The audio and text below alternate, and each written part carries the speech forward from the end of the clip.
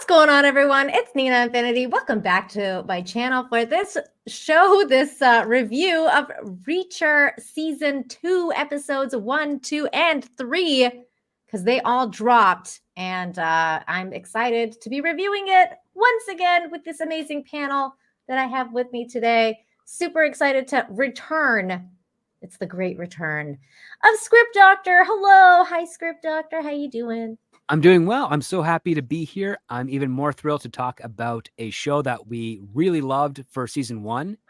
And I can't wait to discuss the first 3 episodes of season 2 with you two lovely ladies. Oh my gosh, I'm so excited. Look, I should move you up here. And then look, you look like you have Reacher's arm. Kind of. I guess I do, yeah. Hi, Teresa. How you doing? Teresa. Hey, doing great. Just like Script Doctor. I can't wait. I was so excited that it was back. It hasn't disappointed. So much fun. I know, it's so much fun. We are going to get into all of that. So just be aware that this is a spoiler filled review. So if you haven't watched it, you might want to go watch it first before you come and check this out. Not that I'm asking you to leave, because I would love for you to stay, but like, if you don't mind spoilers, but we're spoiling it. We've been talking about all of it. So just FYI, that's what's going on here. Okay, let's get right into it. Script Doctor, what did you think of the first 3 episodes? I was really intrigued with the mystery and the setup. I dug it. I liked the opening alone, just at the ATM and the whole thrift store really sets the tone, set the humor. Mm-hmm. You did. Had some fun with it. And then I liked just the simple, direct approach when he's talking to the lady at the ATM, figuring out what's her situation, what's going on, and then solving the problem as quickly and efficiently as possible. Yeah, that was, oh my God, I love that scene where he's like, all right, like, you're getting robbed, aren't you? Yeah, I can help you. It's okay. Like, I'm here. He was like literally like a superhero. And then he just went over and he's like, I am gonna, punch this car window out. The show definitely started with a really good setup. Yeah. It was funny because he's like it's like he's just an everyday man. And I love what he said as he's walking away, because he's like, I'm a guy that doesn't like getting involved. It's like, oh, but you can't help it, because, when duty calls, like the righteous, you got to do what you got to do. And yep. And he's doing it. What about you, Teresa? What did you think of the first 3 episodes? Well, I couldn't stop watching. I was saying backstage that I just had to go to the next episodes. And when you've got a show like that, it's I really liked seeing him more in a collaborative role, because last time he was he was a loner, and he did pick up 1 or 2 helpers, if you will. But this time seeing him with this whole team. And again, I like the mystery. I love the scenes that you were just talking about, especially when she's all, what happened to your Jack? It's like, well, it's got blood. It's got blood on it. Yeah, that was good. That was hilarious. And like how he figured out the code that Neely was sending him, like through the receipt or whatever. I was like, wait, what? Like that was weird, because I was like, wait, how did he figure this out? It was like through the money and the bank. 1030. Yeah. Yeah. And he was like, wait, what? Because when he made, because he stopped and he kind of looked weird as he like picked up the cash. And I was like, what happened? Like, is there like, did somebody steal his money, or is there like way more money in there than there should be? Or like, I don't know what. And then he's like looking at the list, and I was like, this has got to be some sort of code. And then of course it was like the code from Neely to come meet up. And it's 3 deposits. It's 110, 1,300, and another $100. Yeah, like, oh. Yeah. It's very random. Yeah. But then, so the mystery starts with this dude that falls out of the sky. And he's like, just poor bastard. Just, somebody throws him from a freaking helicopter, and you're like, whoa, obviously this is going to be somehow connected to Reacher, and like it has to be something to do with what's going to happen. And so, and it, of course it is. And so we start to like kind of go into the episodes go into what is the backstory of how he met this man and so on and so forth. And I thought that was it's a cool start, because I was wondering what they're gonna do with season 2, like how they're gonna adapt the next part of his story. Yeah, are we going to be following him as always a wanderer that just gets rolled into some sort of investigation, or is there going to be some other angles? And I was really happy that this one went through something a bit more personal in the same way that the first season was, but personal in a different way, in the fact that it's not something he just happened across. It's people reached out to him because they need his help, and it's about a person and now a group of people that Reacher actually has a strong connection to, even though he is nomadic these days. Yeah. And then, so as the episode goes on, the first episode, we are introduced to his kind of like, I guess, his old team, but it was a team that he was in charge of.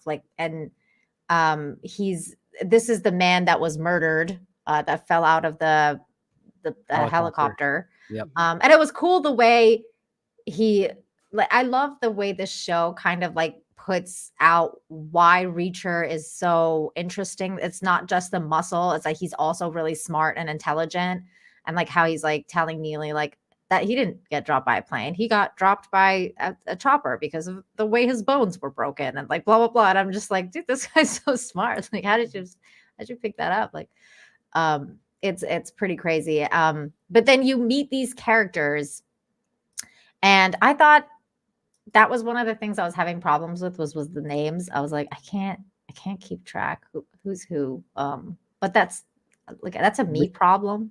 Well, they do a joke when they have the two Spanish guys, and they're like, well, which one's Sanchez and which one's Orozco? And they're like, huh. And you're like, wait, we at the audience are feeling the exact same way. Like, which is which? Yeah, totally. But the funny part was that one guy had his name tattooed in his back. His name was Alfred. It was like, but we didn't know what his name was supposed to be, but it says like Alvarez right there, or Arroz, whatever, right here. Orozic, yeah. Yeah. And then the other guy's name is right there. But I was like, I had to keep track. I was like, what is this guy's name again? Like, who's this guy? Who's Swan? Like, I was like, yeah, I couldn't keep track. And that Sanchez guy looks like a really young Freddie Prinze Jr. He kind of does. That's a good call. The Swan guy, by the way, he's from, I know like you're gonna be like, oh, okay, that's really random. But I was like, hey, it's the guy from Virgin River. Because he's in like the Netflix show Virgin River, and he's like this, he's actually a newer character in there, but I was like, oh, it's Doc's grandson. I know that sounds really weird, but he's there. I didn't like that there was a dead dog in there. I was like, I thank God they didn't show the dead dog, because it was done tastefully. Like I was like, it was definitely a puppet. I knew that, but I mean, I like the fact that they also provide the context, which is that Swan would never leave his dog alone. Yeah. And I like how Reacher kind of went like John Wick afterwards, like, why was that about the dog? So I was gonna say, yeah, I'm glad I'm not the only one that was kind of upset about that. I don't know what's wrong with me. I saw a man get tossed out of a helicopter, and it didn't affect me the way the dog did. It's just like, same. I feel like like, because like human beings, like they're able to, defend themselves, like, especially a soldier who's usually has weapons, or they know how to put up a fight. Not that was like what happened to him was good or anything, but it's the innocence of the dog that you're like, yeah, and they just love you so unconditionally. It's like, come on, you bastard. Yes, that was funny. Let's address the Terminator. Robert Patrick is in this. Yeah, and then he's like, who the fuck is Sarah Connor? I don't know. Because that's what Neely and Jack Reacher's aliases were at the hotel, because they're being followed by the antagonists of this film.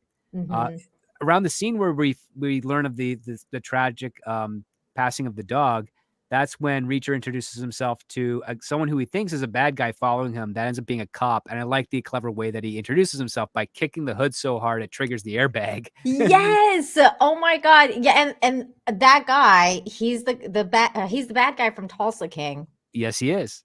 And he's also, well, I mean, I've known him for a long time because I used to watch The Wire. The Wire is one of my favorite TV shows of all time. So Yeah.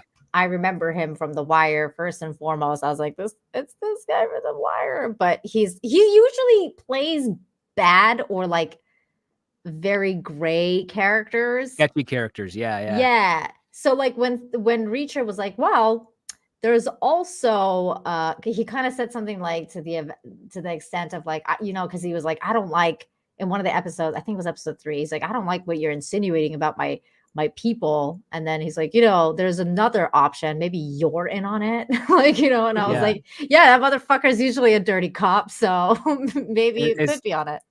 Well, I mean, he basically points out, it's like, it's interesting how you brought us in here, but you haven't processed us or maybe done any charges or anything. So maybe you're in on it. And he's like, listen, I don't want to get involved. The only reason I'm following you is because you're the only one that was never contacted and all the other ones were.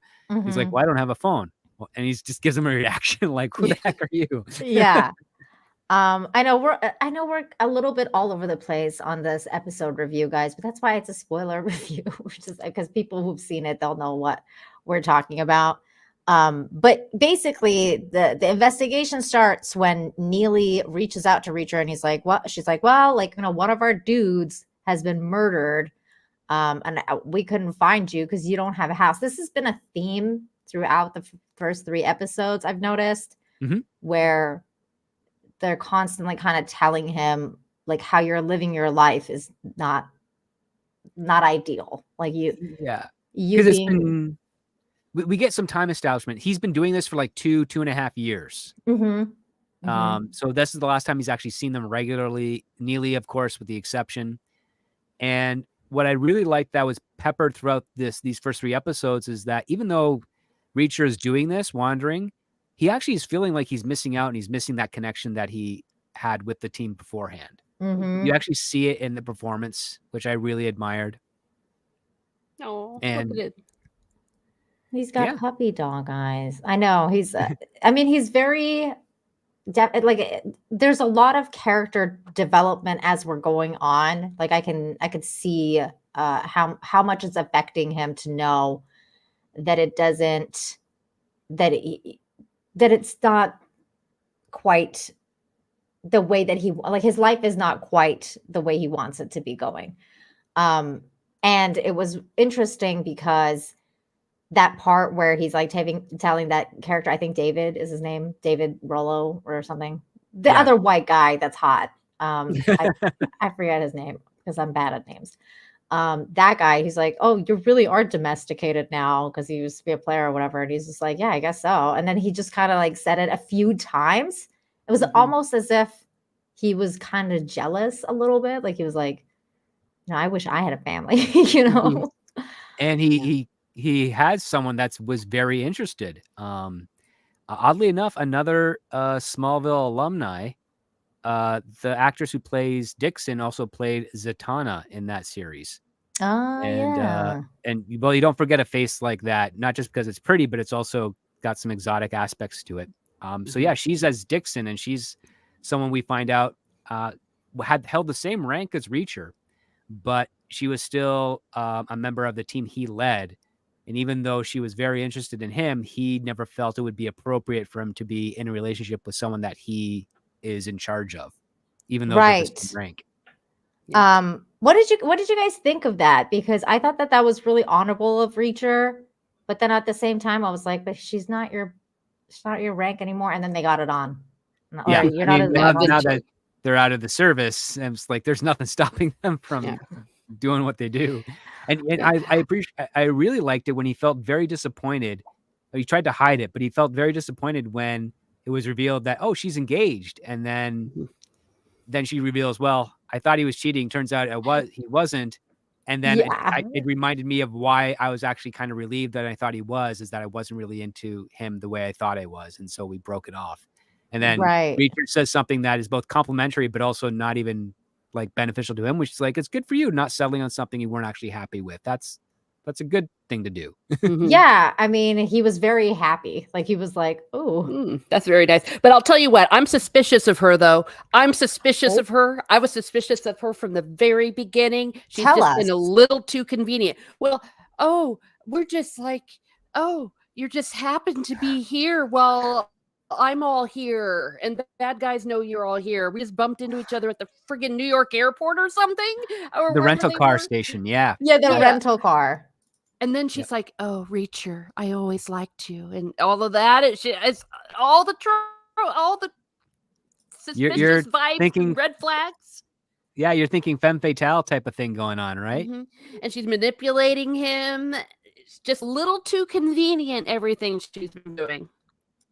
I did Yeah. think it took a little too long for everybody to realize that the numbers on those pages were dates. I knew that the moment I saw them. in the Agreed. format. Agreed. Because I literally, the second I saw that page, I was like, those are clearly dates or like months or something like that. And then they were Yeah. like, let's wait until the mathematician tells us what it is. I was like, really? Like, you guys needed like somebody, like a freaking card counter or whatever it was to like tell you what that was? That Mhm. was not that hard to figure out. But that Yeah. was just me. I was like, what? Like, that's bizarre. It was a bizarre kind of that was the only thing that was kind of really off with that. I was like, it's not really that hard to figure out that was, dates and numbers or whatever. But I also kind of agree with you guys about her because she also was like saying how she's, she was undercover going to like whatever she was doing. She went And to then Texas to do some like forensic accounting or something of that nature. yes. And then, she came out of that because she heard about the death of this dude. So she was like, "Oh, I gotta come and help you guys." And so she showed up, but then it was just weird because I felt like if it just felt weird because the other guy that we kind of get to know a little bit later on in the show, which is Swan, the guy that the dog's the Dog dog's owner, owner that yeah. died. Yeah. Like they're kind of like trying to figure out where this guy is because he's not making contact either. And then they're like, oh, is he dead? Is he alive? Like Reacher's assuming he's dead. That's why he's never like he hasn't gone back to the house, blah, blah, blah. And then they find out in the third episode that he actually works for that company that they tracked down. Yes, but I liked the breadcrumbs to it. Now, one of the things that I think the first 3 episodes does well is it kind of reinforces a sense of camaraderie between this team that I don't believe any single one of them would betray each other. Yeah. I mean, it would be really difficult to imagine them doing it, but Mhm. I just don't buy it. But I think that I think Swan, I'm not sure if he's dead or if he's like betrayed them though. I feel like maybe he's like deep undercover and Or he's being like captured or held somewhere. exactly like Mhm. maybe they Because found out that he was because working. one of the things I really appreciated about the way they did this mystery is that they have their friend's death, and then they Mhm. find out he's investigating a company, and then they find out, oh, 2 of the Mhm. other guys that they used to work with is investing in the same company as well, and Mhm. then you find out, oh, but Swan's a part of this company, so you have a chain of command of how they probably got in on this investigation, and it Mhm. feels like the way that it seems like it's presented within the context of the story that when we find out that Swan worked at the company, that maybe he's the one that tipped off those 3 guys to help him investigate this to expose whatever criminal activity they're doing. And he got caught, and that's caused this cascading effect where everybody else that has been part of the investigation is now a target. And that's how it's led and got us to this situation. And I think that was really well laid out. I think it will be reinforced in episodes 4 and 5. I haven't seen them yet, but I'm hoping to soon. Are you Eager talking to. about this specific scene? Because it was odd. Like I thought that this was a really odd scene to remember, like while they're like looking for this guy, and then they're like, because he's remembering the different kind of events that they've gone through, right? And then Yeah, and this he one remembers this where they finally introduce Swan. This is the first time we see him proper. like Yeah, the first time we see him properly. proper after the bar fight and after the campfire. Yeah. This one here is where it's them active on an investigation about a murder, and they find a clue that that On the relates to hand. on the hand that relates to something that Dixon noticed when it came to like fuel discrepancies for shipments back from Afghanistan back to the United States. Mm-hmm. And this seems to be like part of the mystery is something's being smuggled overseas to the US, Mm-hmm. and everything checks out except for fuel consumption on the plane. And they're trying to figure out, well, did they smuggle fuel or are they burning up extra fuel? And if so, what's causing the extra fuel consumption? And that's what they're trying to figure out. And that's kind of like the C plot of this. But I think by the end of the season, that C plot is going to dovetail into the A plot, and it's going to come full circle. I may be wrong, but because I haven't read the book that this is based off of, so I'm very, very curious to see how they play it out. And oh, that's interesting, Achilles Jones. Yeah. Yeah, I think he's talking about what's her face? Dixon. Yeah. Dixon, yeah. What by the way, I thought it was hilarious that David guy called her a bean counter at the beginning. I was like, oh my Oh, God, yeah. that's great. That was funny. Accountants. They're the bane of our existence. I know. This it's definitely like very interesting. I would you call it a mystery box? I don't know if I would call it a mystery Nope, box. it's but just a traditional mystery because the framing of it tells you that they have an answer. A mystery box doesn't tell you anything. like outer range. Yeah, there's nothing which, in the by the box. way, I figured out apparently there's a season 2 coming out of that show. So Really? yeah, apparently it was renewed for a season 2. I know that's totally off topic, but Okay. yeah, I heard that. But yeah, so going back to this, what other things that stood out for you guys? I like one of the scenes was when the ladies were like talking, and she goes like, "Yeah, Reacher has a lot of stuff to offer," and the other chick's like, "Ew, like I don't want," or like she's like, he's like really gifted or something like that, and like all over the place. And the other chick's like Neely's like, ew, like I don't want to talk about that because she's like, it's like Reacher's like kind of like her brother, Yeah. but Yeah. the other chick clearly like is like, you know, they're having sex. she's like, yeah. Well, they said that they all could hear it, so awkward. Oh my God, yeah, that was awkward. By the way, like that was the other thing too. I was like, why? Like, I can't believe they gave him like such a giant Vegas suite. I mean, I would like just be like, get out. Like if I was the Vegas people, like. Well, I mean, the context was that the dude really liked those two investigators, and now that they're missing, he's like, well, listen, I like those guys. They solved some stuff. You think there's might be something going on with my casino and you might be able to solve it? I'm going to put you up for the night. And they did the sweet thing because they probably got the set, and they also wanted multiple bedrooms so that they could actually get Reacher and Dixon together. Yeah, to like, yeah. What do you guys think of the villain so far? Very much in the background, but the AM guy is really interesting. The AM guy is interesting. So I'll let you guys take the lead on that. Oh yeah, I was gonna say the fact that he's just so cold and vicious, and in his one-liner, it's like, don't worry, we're not going to tell anyone. He goes, I know, and just slits his throat. Oh my God, yeah, that was so brutal. This part was like the creepiest part to me. Hold on, I'm pulling it up right now. Where he's like at the airport and he starts talking to the little kid, and I was like, this mofo is a pedo. Like, you know, get him away from that kid. I'm gonna call out this parent in this situation, because if I like, because look, the mom's like standing right there. This guy, the mom's standing right here, right there.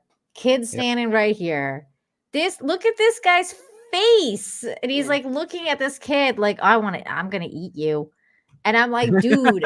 Like that is not cool. Like not cool. And then he's like, you want this comic book? And I was like, dude, like that is predatory. Why is that? Like I would, if I was the mom, I'd be like pulling my kid in and being like, don't talk to my kid. Yeah. Talk to the parent. If you're generally a nice person, you talk to the parent first. Yeah. You're like, hey, I noticed your kid's looking at my book. Is it okay if I hand it to him and let the mom make the decision? She says yes, no, whatever. You just roll with that. Don't talk to the kid. Yeah, like do you want my comic book? It's like, no, ew. Nobody wants anything from you. Me. Like Go movies away. about gladiators, Timmy. Oh my God, you're such a like, yeah. Stranger gosh. danger, stranger danger. Well, and where do you even get a Superman comic? They don't sell Oh. them in airports. And this random assassin, I guess he stopped up at the LCS. Right? Like, who even like Oh. has a fucking comic book like that, like at the airport, like that way in the way, like I could see like Gary from Nerdrotic or something like that at the airport having a comic book to like read as a magazine or something. But this dude, he just doesn't look like the type of person to be like, let me grab a comic book at my local CVS before I go on a plane. Yeah, I certainly think it's not just while used as a checking distraction in. because it's like, yeah, he's really well dressed, but wearing a comic book. So they don't look at his face, you know, they just Yeah. look at the colorful thing in his hand because he's wearing very neutral colors. Mm. I agree, Achilles. Good acting. There's always something threatening about him. That is very true. And specifically in this scene, I was like, ugh, like you're clearly a predator. Like, I don't like you at all. Mhm. Yeah. So far it's been pretty interesting, definitely. Rolf is here and says the show is woke garbage. Wow. I definitely have not picked up any woke garbageness from it. How about you Neither guys? Do you have I. guys Yeah. consider it woke garbage? It's just a show. I mean, it's a mystery. There's been no preaching, no tokenism. Everything's very Like even the organic. fight Dixon had with that kid in the bedroom, she lost that fight. She had to get saved by the other guy who shot the dude from the bathroom. Yeah, because she was about to die, and then that Yep. guy shot him. That was the other part, the funny part actually, when they're going into the house and they're like, "You guys look like cops. Like, don't go in there."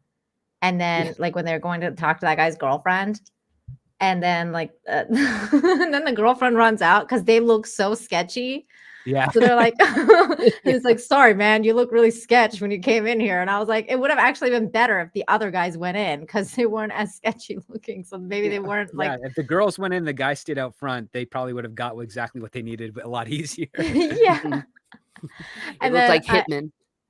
totally. And then I like that other part where like Reacher's always, he's kind of autistic in a way, like, because I feel like he's like, I can't explain it. He's not, I can't call him a sociopath because he clearly has feelings, but his emotional maturity is not like that is not a strength.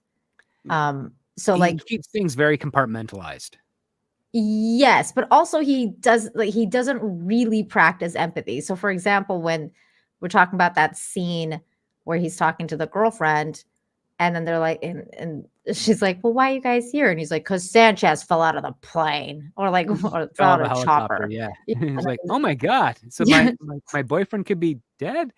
Yeah, and she starts crying, and they're all like looking at him like, dude, like, Like, Have a well, little bit of I tact. mean, he doesn't have the tact. Yeah. Like he's always honest. And the candor is, I guess, part of the whole no BSing around the point. mhm. But yeah, his bedside manner, it needs a little work. Yeah, and then that's why it was so funny because that was like there was a follow-up to that when he's like calling the lady that Mrs. when they got that Gertenstein or name. something like that. Yeah. Yeah, and then they're like, be nice. And she's like, and he's like, I'm always nice. Like, what do you Well, it's kind of true. He is actually really nice all the time. It's only when you pick him off that he. Well, he's nice, but he doesn't understand. Like that's what I'm saying. He's like emotionally like really kind of autistic because it's like he doesn't understand like you're supposed to be kind when somebody dies, or you're supposed to be like, you're not supposed to be so like so forward or like that, those kind of things. And so he just doesn't get that part. It's like it's kind of like Sheldon from the Big Bang Theory when he just doesn't understand emotions, like human emotions, how to like react to it. So in that sense, I think it's funny. I think it's a bit more like Reacher just doesn't entirely care too much. Like his threshold for caring has a threshold for caring, and he just doesn't. And when it comes to like solving the problem, feelings are secondary or tertiary to the goal at hand. Well, except for when the feelings are about like his team. His team, yeah. Because when for example, like at the end of I think it was episode 1 when he's like looking at the photo of his team, he like looks at it and he just kind of makes a really like angry face because he's starting to realize that they're really being they're being hunted down and murdered. being hunted down, and he's also disappointed that he doesn't have the photo. And he's like, "Well, you don't have any walls to put it up." Yeah. Yeah, Exactly. that was like, that was one of another time that they were kind of hitting that point again. Like he's such a nomad, and they're like, well, how are you living your life? Like, and then he's just like explaining to them like how he lives on the streets. Basically, he's like, Yeah, sometimes yeah. I sleep on a park bench. Yeah, And or in they're the like, back of a truck. Yeah, I had a great sleep on a hammock until the morning sprinklers woke me. yeah. There's a lot of really good dialogue Yeah. when it comes to this. How about go into that a little bit, script doctor. Like how are you finding the script for this so far? And is it just kind of like, because it is a screenplay, right? Because it's Mhm. adapted from a book. What's kind of like, how is that process done to make it so that it reflects the book as much as possible, but you're also making a new thing? I think I think this might have to go back to the original novel itself, where, and I'm only speculating on this for this particular book because I haven't read this one. And I think it has to do with the fact that the character voices are very distinct, which gives the actors a lot of play to separate themselves from everybody else. Even Mhm, though I had difficulty retaining the names of everybody on the team, I mhm, was never confused as who played what role on the team. I understood what they're saying, the type of approach of doing stuff, even when they're in lockstep with their analysis of it. It, mhm, it felt like there were several different people talking to each other as opposed to one person talking to themselves all around the circle. Um, from the cop, from Robert Patrick's character, from AM, from Reacher, Neely, Dixon, they all sound very distinct, and I mhm. think, and it stands out, and I really do dig it because they're they're they're having fun with it.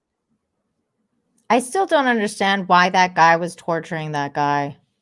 I think he was just trying to find out how much he knew about their operation and who else knew. And because he's an ex-soldier, part of the 110th Special Investigations, he wasn't going to give anybody up. And so that just frustrated the heck out of Robert Patrick. And the only clue he got from Sanchez was the big guy's going to tear you apart. And he's like, who's the big guy? It's like you'll know when you see him. I love that part. He's like, who the hell is the big guy? That was really good. But also, this scene was actually really like, this one was brutal. Like Yeah. I'm pretty good. Like I don't usually turn away or whatever, But then like when he starts like breaking the guy's legs and stuff, I was like, oh, like I just be like, oh, like it's a little bit, it's just a little bit too brutal for me. But in a way, it's good, and like in a good Mhm. way, like not a bad Well, you way. feel for him and you actually feel like this guy is really ruthless. Yeah. Um, That and then, that's what it was doing, is because at first you don't really know like what's going on with the character that fell out, but as the episodes are going, like you're starting to get endeared to him, because he was like, the first one he sees, and he's just like, don't call me major or whatever it was. Oh no, general. What was it, general? He's like, Reacher keeps telling him that, and then he's like telling the other guys like don't, and he's always the oh, he's helpful major. one. Yeah, yeah. Yeah, major. And it was just really, thought it was a really sweet way of kind of making you care about this guy who's already dead. Like we already like, you don't, what I'm saying? Like it's just he's Mhm. already dead, so it's like, why should I care about this guy? Because I already know he's gonna die anyway. But then through that you see why Reacher cares for him so much. Mhm. Well, and I also like the way that Reacher knew that he had to bring them all together because they were all so different. So it's like he had a bonding exercise where they started a fight. Yeah, that Right was at a an fun officers club, scene. which is hysterical. I thought that was Yeah. brilliant. Uh, Magnum Norse for $5 says emotionally retarded. I was trying to be nice. I was trying to be nice, not say the R word. mhm. But yes, that's exactly what he is. He's emotionally retarded. Yeah, that scene was great because it was totally planned out. Like he was like, I know, I know how to get these guys to get along. And one of Mhm. the ways you get soldiers to get along is to get into battle, you know? Mhm. Yep. So you have to Create that have bonding. My favorite shot of that thing is when they threw the guy through the plate glass through the glass window, and Reacher doesn't have to jump out. He just walks over the open window like it's nothing because he's that big. Yeah, Like, yeah. I'm just throwing my leg over like it's a chair. Yeah, definitely. I mean, it's like he's just so big now. Like that was one of the things that I kind of was like, and okay, like I don't want to like totally throw shade at this because I appreciate the work that he's put in, but I could see the difference between like season 1 Reacher and season 2 Reacher, and season 2 Reacher is like really just like super bulked out. Like he just looks like he doesn't have a neck. I was like, yeah, like it's come to a point where it's like kind of becoming unattractive now, like in a way of like, oh my God, like you don't even have a neck, dude. Like you need to just like calm down a little bit on the weight. Lay I off don't the know. steroids. It kind of feels steroidy, but I don't know if it is. I think he's just really just. I think he pumps a lot of iron. You know, like he's just all He constantly. does work out a pumping it. lot. Like if you follow his career, he's always been in really good shape, and the fact that he's been able to maintain it for 20 years, it's really difficult to do. But you have to have a really strong diet and routine to do it. And if he were like juicing and then taking time off, he would be fluctuating pretty rapidly, or he'd actually start getting like swelling in his forehead and cheekbones, way more than what we see them now. Oh my God, Tomby says unattractive. I'm getting moist over him. My goodness, Tomby. Ooh. That is that is a wow. It's not that he's unattractive. Don't get me wrong. He's still very attractive. It's just I think he was more attractive in season 1 because he wasn't as big. So it was like his body was more refined. Now it's more like I'm just a big bulky little guy. The Like, Incredible Hulk. yeah, he looks well. Yeah. I was telling the script doctor like he kind of looks like Juggernaut. Like, he's just a big giant thing now, and you're just like, okay, like you don't even look human anymore. You just look massive. Yeah, like the Hulk, like Juggernaut or the Hulk, like just not human looking. So that I think that's what it is. It's like I would like him to look a little bit more human. But apparently his size is more true to the book. So he's supposed to be even bigger in the book, I guess. I wonder if like what do you think, Teresa? Do you think he's bulked out a little too much, or do you think like Well, he's I think fine? he's definitely bulked out. But can you ever really be too bulked? I mean, come on. He's like, I will protect you. He will protect all of us. It's okay. I will never say no to you, Reacher. Never. Oh my gosh. Okay. Well, maybe it is just me. There was a line. I didn't know what to think of this line because I was like, I mean, it's kind of cute, but at the same time, I thought it was too cutesy, like for the show. Because he said something like, somebody said, I forget what it was, but it was somebody said something to him, and then he's like, I have righteousness on my side. And he's just like walks Oh, away. yeah. When he's talking to the father, he needs to find a gun. And he doesn't want to go Yes. buy it at a gun store. So he goes to a church to be like, hey, is there an outreach program? And if so, where do those drug dealers hang out? And then he's Yeah. like, just beats the crap out of them, takes their money and the gun, and then gives the church the wad of cash. That was and then- hilarious. Yeah. yeah, that was pretty funny. I'm like, that's a clever way to get some firearms without having to pass a waiting test. Waiting Yeah. list. And then he did it again with the other guy too. That was so funny when he's like, we need more guns. And then like he goes to the gun store and the guy's like, well, there's a waiting time and there's like all this stuff. And he's just like, is there? Like, Well, you can actually lend it to a friend for an 8-hour period. He's like, yeah, and luckily an 8-hour period is any period of time, so it's undefinable. he's like, hello, friend. This is right there. Yeah, it's just like I don't know. I like the line, but it was a little too campy, like that I have righteousness on my side. And then I was just like, I don't know if I like that. But it was, I mean, it's fine. It's fun. I did like how sad he was when they broke his toothbrush. Yeah, because I was like, that's my only item. That's the only thing I actually own. I guess. I've never been that emotional over a toothbrush, though. That's the only thing he owns, Oh. Teresa. He has nothing else. That's like his entire identity is the toothbrush. Well, you could go And to he just takes CVS it- and buy a new one. Well, he just tapes it back together, so he's quite attached to it, which is kind of gross because it's like you have to change that every once in a while. Like, Yeah, I was usually gonna about a say. month, 2 or He was Yeah. pushing it, in my opinion, but Yeah, bacteria. Yeah, that is gross because you are supposed to change your toothbrush every once in a while, like every 6 months or something, maybe even more, 3 months. I don't know, but I just recently changed my toothbrush, so I was like, ugh, like this I need a new one. It's been a minute. But yeah, it was so funny because like that was speaking of the toothbrush, when like they go into the pad or whatever, like the hotel suite. They're hotel like, "Are you suite. unpacked?" And he just puts the toothbrush on the sink. Yep.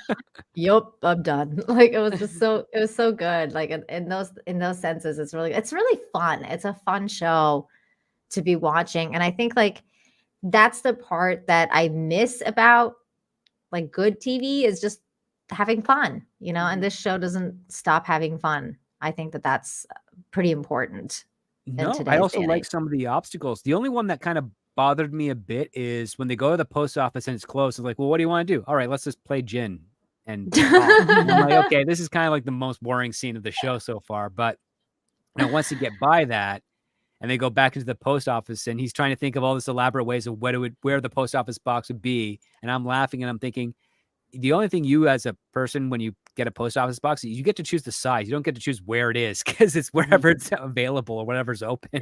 So That he's just whole thinking, got to be on the left or right hand side because he's right-handed. He favors. It's like, nope. It's like just No. has to try every single one as quickly as possible before the nosy senior citizen, which is always the nosy senior citizen lady, calls you out on it. That was so funny because he's like, "What are you, the mail police?" Yeah, exactly. Like, "Excuse me, sir. What are you doing?" Like, it's just like always the old bat Yep. making problems. What else? We haven't had a shower sex scene yet, which is a little bit disappointing. But we did get one. We've a gotten sex one scene. so far. An old-fashioned bed sex scene. Yeah. We But I find mean, out it was. Reacher is very loud in bed. Yeah, I was gonna say. An old-fashioned bed sex scene. I love that. That is it's really good, Teresa. But let's just be honest. She wouldn't have been able to have walked straight after that. That's all I got to say. Girl, this is what I'm talking about, girl. She Yeah. like that dude is so big that it's like Superman breaking the pelvis situation. Like I'd be like, oh my God, like I don't know if any woman can handle that unless like the roids have made it like super small, in which case I guess that would work out. But apparently he's not roiding though. So I don't know what's going on. Well, Let's wow, see. I didn't even think of it that far. Let's see, what else are we gonna talk about? Just trying to go through. Oh, the disposing of the bodies in the tar, I thought was funny because they were like, "What are we gonna do with these bodies?" And he's just like, the next scene, they're just like all throwing them in the Cement. what's it I called? think The it was. cement, yeah, the asphalt. That was funny. Because that other guy too, like I at first I thought that he was working with the cop, like the guy with the scar. Mhm. I thought they were like in on it, and then it turns out that they're not in on it. Tell us a little bit, script doctor, if you can remember, or Teresa, whichever, because I can't remember right now for some reason. How did the cop like clue in on this case to begin with? It was just the dead bodies. It was the dead body, and that because it's kind of outside of I guess an upper state New York jurisdiction, it goes to the New York City Police Department to look into, and that's where Neely got clued in on this investigation as well. So that's, I think, how it all started. Yes, I think that you're right. By the way, I just happened to come upon the sex scene. So here it is, the old-fashioned sex scene. Look, he has no neck. Well, There's he's nothing going on. bending his head down a bit. Yeah, that's what's going on. Yeah. Wait. It was right before that. He was in front of the mirror. There it is. Look, I think Teresa. that's where okay, I'll have a No look. neck. Look it.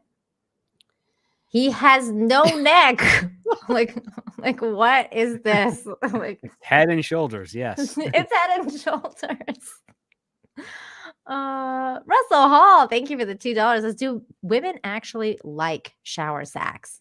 Why not? If it's done right. I never take a sax in the shower. Sorry.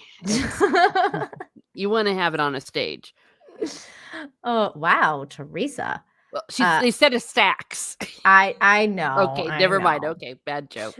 No, I got it. Angelo, thank you for the $10. Says hi, Nina, Script, Teresa, and Chativerse 2024. Get the gang back together. Yes, this is what's happening. I mean, I was like, there's no way we're not gonna review Reacher season 2, especially because Reacher season 1 is like the most highly viewed video on my channel. It's like 600K or something, which is ridiculous. I'm like, how? Like, for some reason the Google algorithm caught it or something and pushed it out to a lot of Indians leave comments on it. So I'm like, I guess it's popular in India. I'm not sure. But yeah, so okay, let's talk about theories for episode 4. Script Doctor, what are your theories? Well, I suspect because of the numbers that were played, not just with the dates, but like the 650 for like 150 or whatever that combination was. It's arms running. They're running arms in some case, and I think the next episode is that they're going to find out that it is arms, but I don't think it's going to be normal arms that we expected. I think just like with the first season, how it was like illegal dumping and all that other stuff. It's something far more. It's not exactly what we think it's going to be at the start.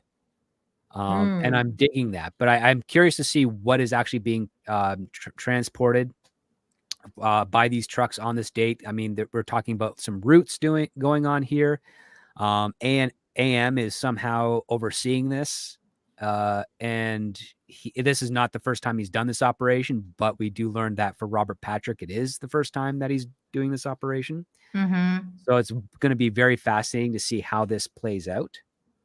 And I agree with you but at first I thought it was gonna be arms too. Like I was like, I think they're like probably arms running, and then I thought to myself, maybe it's human trafficking. But then I was like, it doesn't sound like it would be human trafficking because it sounds like it's larger quantities. So I don't know. But then I feel like it's too easy for it to be arms. So I don't know. And then they talked about that scene with the guy being like that in the when they're investigating that murder in the 3rd episode, and he's like that guy had that stamp on his hand or whatever. And it was like something like with drugs, because he was trying to like get rid of the drug or whatever. So I think maybe or report it. Yeah, like I think it might be, probably could be some drugs or contraband of some nature. That's not what we exactly think it is. So I'm curious. I can't wait to see what it is. I mean, I really do like, I do like the fact that we're getting these very interesting clues. And like with the first season, the clues all make sense once we get to the last episode. And I kind of like that mystery because I don't always want to be ahead of the episode. I don't want them to hold my hand. I just want them to give me breadcrumbs that gets me engaged and has my mind thinking of like what it could possibly be and especially getting the surprise of what it ends up being, which I really enjoyed from first season. So I hope they nail that again this one. Yeah, and I kind of also like the fact that they introduced the baddie like so early, because most mystery shows don't really introduce the baddie until like the very end, where you're like, oh, it was this guy all along, you know? But in this show, we already know who the bad guy is from like basically the first episode. Teresa, what do you think is going to happen in episode 4? Well, of course, it's hard for me to tell from each one. Now, I'm trying to figure out, didn't the guy, though, say that there was something that was going to be used, like, for this weapon? I'm trying to look it up here. That made me think that it was something very specific. When he dropped it off with the bad guy, the AM dude. I don't remember. Yeah, I don't know. I'll have to try to look it up here. But well, I've already told you my theory that I think that chick's shady. That she's just a little too convenient. But of course, it's very possible it's just the writing. You know, I've not read the book, so I can only go by what I'm seeing. And that she's suspicious. What can I say? It was just. But I don't think that's gonna come out in season or episode 4, though. Not in episode 4, no. Yeah, if something is up with her, they're gonna drag it out to like the last episode, I think. But I don't know. Yeah. Well, sure. Of course, we're going to learn more maybe about what's going on with White Swan in the picture. Yeah, Maybe I some think- more flashbacks that'll maybe hopefully shed some light on what we're supposed to see. definitely we're gonna find out a lot more about Swan, I think, next episode. By the way, I think this is probably the funniest death scene in the whole thing. Oh. Because he like throws the fucking barbecue at his car. Which And he, threw like- me off. I was wondering how the heck where he was based on where he was running up to the car. How did he manage to throw the barbecue? He's just massive. He's a massive dude. And he's like, I'm just going to throw this fucking barbecue at this car. Hulk Uh, smash. Yeah. Yeah. Yeah. And then the poor guy, I mean, not really that poor, but the guy has a heart attack. He had a heart attack and died. And then like later on, when he's telling the bald cop guy, he's like, I think his name, I forget what his name is right now, but he's just like, oh, how did you get this off like the guy you killed with the barbecue? And he's like, no, trans fats killed that guy. No, I threw a barbecue at his car. Trans fats killed that guy. Yeah, I was like, okay, see, that's a good line. See, that's funny. So that was I like those kind of like humorous little one-liners they got. It's they got a lot of those. It's very good. Explain to us a little bit, Script Doctor, of why, even though Amazon is making this show, it's not sucking like Rings of Power does. So this show is actually produced by Skydance, which is Tom Cruise's production company. And Tom Cruise actually did the Jack Reacher. I think he did 2 Jack Reacher films that weren't well received, but he's got a stake in the character. And the distribution deal is really associated with Amazon. So even though it's considered like a Prime original, the one that's actually making it is Skydance. And so that's why I think it hasn't gotten to Rings of Power level bad yet, and hopefully it won't. I also think that's one of the reasons why someone in the chat was saying this book was supposed to take place in Los Angeles, but they have it in upstate New York. That has to do with the filming location. They shoot this in Ontario. There's a lot of areas of Ontario that look more like New York or the upper Midwest than LA. And on top of that, they were also shooting off season. So they were shooting during the winter. So it would have been very difficult. And that was just based on the production schedule and their budget. So it would have been incredibly difficult for them to shoot in LA, number one, for expenses, or 2, shoot somewhere that could pose as LA, but provide the same beneficial tax credits that would be needed to make this show, allow the show to keep going. And apparently the rushes for the second season were so good that it was renewed for a 3rd season before season 2 actually debuted. So we are getting a 3rd season regardless. Ooh, that's good. Yay. Well, I'm already Thumbs so up. happy. I know, it's like it's not even over, and I'm like, yay, season 3 already. That's great. That's good news. That's actually good news. Well, when you were talking about those one-liners, that just reminds me of what we used to see in things like Arnold Schwarzenegger movies or in some of those 80s movies. Mhm. Just everything just so snappy, or even James Bond. Yep. Yeah, that's why it was weird, because I couldn't figure out why I didn't like that line when he's like, I have righteousness on my side, because it was in line with everything else he said and like the little one-liners. I don't know why I was like, oh, it's a little too campy. Like it started like it was almost like they're trying too hard, and I was like, you don't have to try this hard because it's already good. But I don't know. It was stupid. I think I'm just nitpicking. Let's see. They referenced the first Reacher movie in episode 2 or 3. That was because that was the first Tom Cruise movie too. He did the Reacher thing, right? Yes, he did. That was a I good think it was movie. one of the, I think they referenced it in episode 2 when they're out. When they bring up another guy and he's like, yeah, he owes me because I helped him out last year or something of that nature. Oh, okay. Is that what that was? I didn't catch that, but I know there was a lot of references, and that's one of the references was the Terminator one, which I thought that was one of my favorite one, because he's like, who the fuck is Sarah Connor? That was great.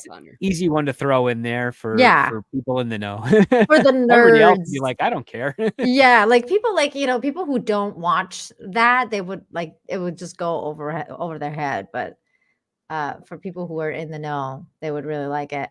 Well, I'm definitely planning on continuing this review next Sunday. So if you guys are down, let's be Oh back yeah. here Mhm. next Sunday and talk yeah. more about what's going on. Do you know if they're going to be releasing like only one episode, or how many episodes are they going to release again? According to IMDb, is going to be a Friday weekly single episode event for 8 episodes. So we've got 5 more weeks of Reacher. So it should end in January, I think. Oh, Okay. nice. Well, that sounds like a lot of exciting things to come. I'm excited. It's Me been too. really, it's been really. That's weird though that they would only like that they would release 3 episodes and then go weekly. Why not just start like 1 week at a time kind of thing? Why do the 3? I don't get it. I don't know. I think they're just trying to keep. I mean, I think the first season with the first 3 episodes were released at once, and then they did the other. So that did really well for engagement with audiences. So I think they're just holding that pattern Oh, to okay. basically really sell you on everything of the story, so that you get involved and want to Yeah. come back. And That would and work. I also think it helps them out with getting those eyeballs on them over the holiday weekend. It's like, yeah, now you saw the first 3 episodes, and where we ended off compels you to kind of watch next week. And even though Christmas is just around the corner, we're going to make sure you sit down for an hour and watch the show. Yeah. Yeah, darn right. Well, and showing the first 2 is kind of standard. I remember they did that with Yeah. Cobra Kai. They've done that with many of the others. Though to look at your question, Nina, about, for example, the difference between the Rings of Power and Reacher, I think that some of the action stuff has in many ways fallen under the radar and fallen away from some of the weird woke stuff, because it seems like fantasy and sci-fi stuff has been somehow co-opted more than maybe something to this effect. And also the people that did the Rings of Power were idiots. They just saw Game of Thrones and they were like, we want to make Game of Thrones, so we'll just buy the name Rings of Power, perhaps.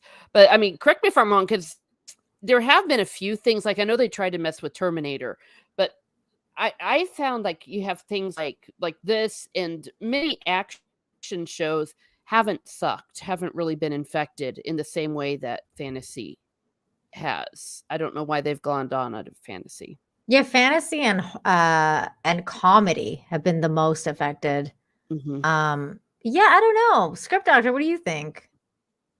Maybe it's just because there's a lot of action. I think it has to do with a little bit of budgetary issues too. It's expensive to shoot action.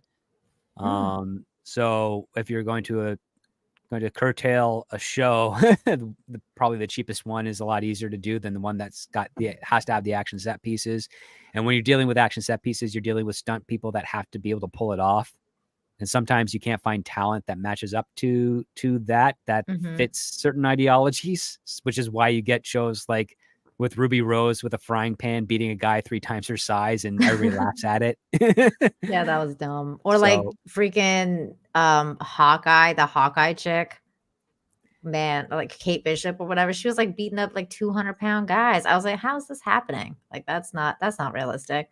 That's why this show is like good in that sense, because like I don't find it woke, like, because the chicks aren't super strong. Like, they're good shooters, like that Neely's a good sniper. They're like, they know some combat because they have combat training. Obviously, they're in the military. They're ex-military. That listen, all the girls get lots of really quick punches in that don't take the guy down right away, but it's kind of just like chipping away at them until there's nothing left. But you usually, in all the cases we've seen, it's basically nope. Reacher comes in and just kind of lays them out after they've been distracted for a bit, or that one guy shoots the other dude in the side of the head because he's wearing a bulletproof vest, and every time Dixon is firing at him, he's just taking it in the chest and he's not going down. But even when she picked up when she went to pick to fight, she picked up like a crowbar and she's like, all right, like, I'm gonna take care of business. She didn't go in like, yeah, I'm gonna punch you out. Like, she went in with a crowbar. She's like, okay, we got to do this silently.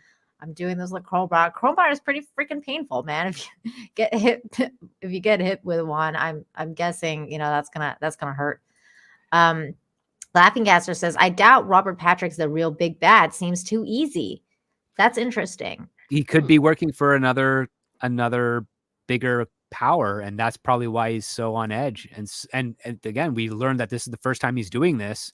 So the question is, well, what's the incentive as to why this is the first time he's doing this? Why is he doing this? And I hope those questions are answered, because that'll be interesting. It doesn't seem like it's something he just came up with on a whim. Like there's got to be a motivation that he's going this far at this point, right? All the connections to the what is that New Age group that they're talking? Yep. Yeah, the New Age group. All of that stuff is going to be fleshed out. That Laughing Ass this is a great point though, because that's kind of like what I was talking about with. I like how they introduced the big bad at the beginning, but maybe you're right. And it's not the big bad. And like, this is why we've seen him from the beginning. Cause usually you do see the big bad at the end of the episodes or whatever. Mm-hmm. So I wonder if you're correct on that. That's an interesting point. And then David Morris is here for 10. Thank you so much. It says, love you guys. Aw. Thanks, David. That's so sweet, man. Thank you. Appreciate you. Ian So Forth is confirming it'll definitely hurt. Crowbars will hurt. Are you speaking from experience, Ian? Oh, if he is, I doubt he remembers. That's how much crowbars hurt. Brain damage. Oh no. Yeah, I do not endorse crowbars. No endorsing of crowbars on this channel. Well, unless it's for self-defense, because why not? Or Project Zomboid video game. That's a great weapon to have. Or that. Yeah. Have you been having zombies fun? with crowbars is fun. Oh my gosh. Well, okay. That's I think this is a good place to stop, because we basically talked about all the stuff, unless you guys have anything you want to add. I think we've spoiled enough, but still kept enough back that anyone listening should be interested in checking out the show if they haven't, because that's an art form right now, because there's so much more we could do. But it's like, if we spoil too much of it, people won't maybe want to watch. And I want people to watch this. Everybody is clamoring and thirsty for different types of media that's a bit more of a throwback to fun procedurals, dramas, mysteries, action. Reacher is a good start in that direction. This is definitely filling a needed gap. So go check it out, guys. It is. And I have to say, and I'm going to call him out right now, if you're watching, which you probably aren't, because you don't want it to get spoiled for you. Tom from Midnight's Edge hasn't seen season 1 of Reacher, because I invited him on for this show and he was like, I still haven't even seen season 1. I was like, what are you doing? What do you do? You always talking about how like there's nothing good to watch. Well, this is good. Yeah, go watch it. Like, what are you doing?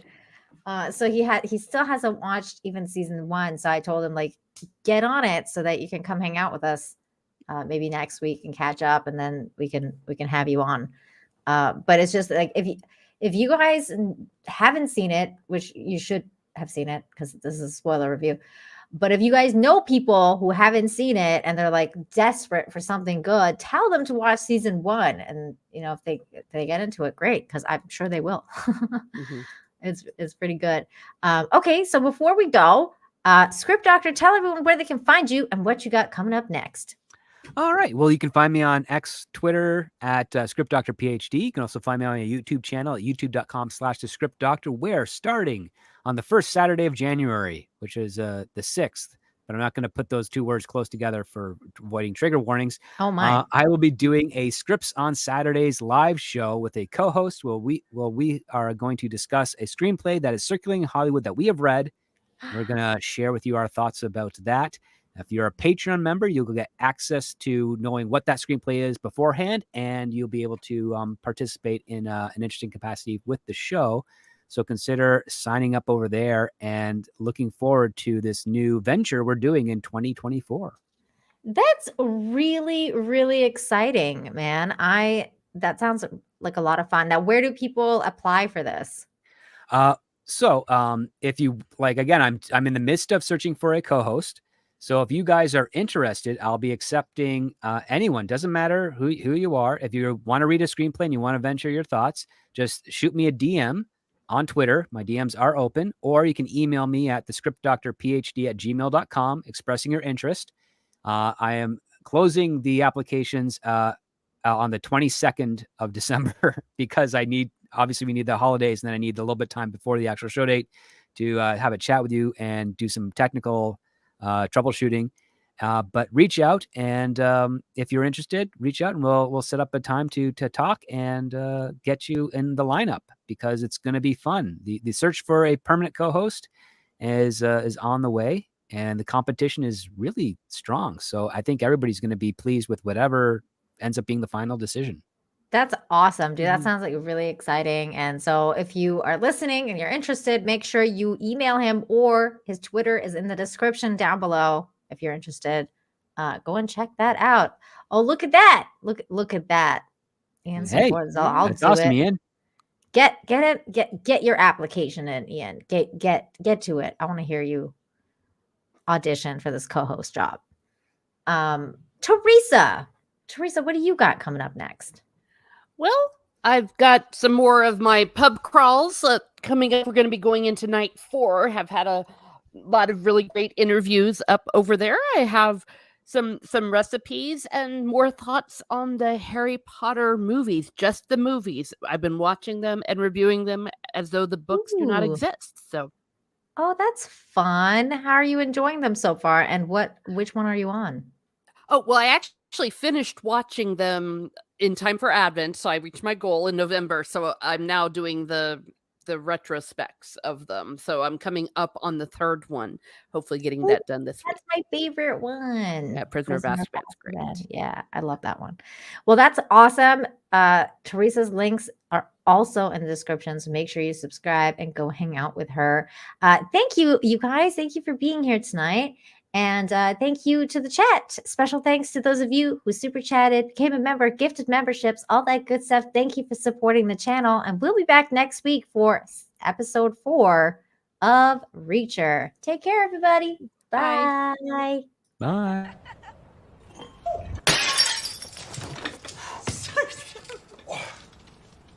I'm so sorry. I'll survive. I don't doubt it. You're an excellent specimen. I thought you were empty. I just moved in. I'm Charlotte Melville. Hi.